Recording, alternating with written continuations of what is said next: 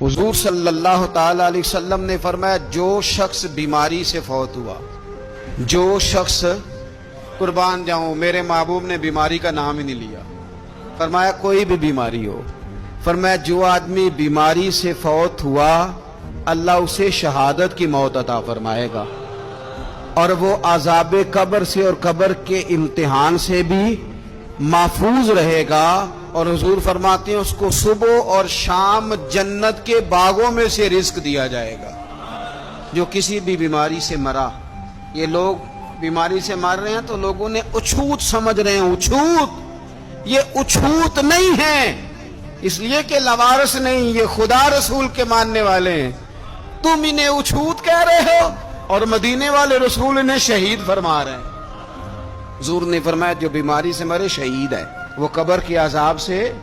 محفوظ رہے گا اور جنت کے باغوں میں سے اللہ رزق دے گا۔ لوگ کہتے ہیں دیکھو جی بڑا تانگ ہو کے دنیا سے گیا ہے،